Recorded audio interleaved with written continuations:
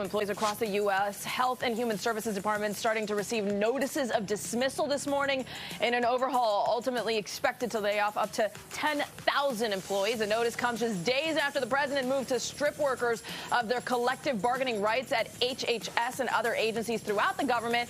We have got Naya Pinkston with us, with the health and business reporter with Bloomberg Law. Naya, let's talk about this because we have seen DOGE in action. We have seen so many of the cuts. 10,000 workers, that's a strong workforce there that could potentially be jobless pretty soon.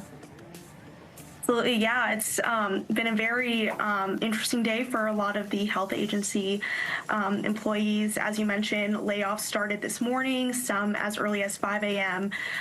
Is when employees started getting emails that they were laid off. And I've learned that some folks who work at the FDA at the White Oak campus in Maryland had shown up to the office to badge in, but weren't able to because they had been part of these reductions in force, is what the Trump administration calls it. And it's all part of the government's efforts to shrink the federal workforce and make it more efficient. It seems, at least in the MO that we have seen in the last almost 90 days here, that this administration is acting, and then if there is a legal recourse, it goes up the chain there in the courts, because we have seen judges say that some of the past federal firings, they were illegal. Would this jump into the same camp, and is there recourse for these employees to seek their job back?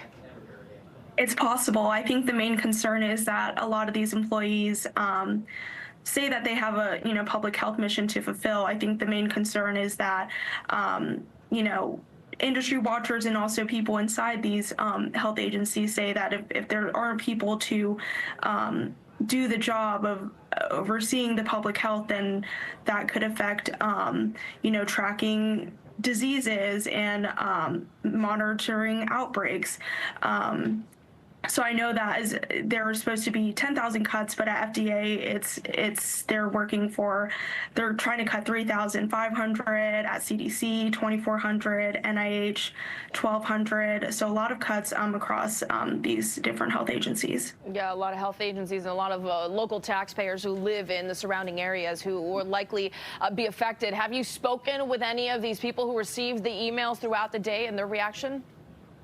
Absolutely, yeah. I mean, they're devastated. And some have even said this is cruel that it happened on April 1st, on April Fool's Day. Yeah. But yeah, a lot of the folks that were cut were working in communications, press offices, policy folks who do a very hefty job of analyzing these very technical health issues and regulations, and they make it easier for the public to understand what the agency is working on. We saw people working in program management, those working in FOIA offices, those who enforce compliance. A lot of people were cut. Yeah, a lot of people that I imagine are feeling the brunt of this, and we'll see exactly what the courts decide if they get their jobs back. And of course, you talk about pay, retro pay, et cetera, a long road of legal issues for sure. Naya, thank you so much for the update. Thanks for having me.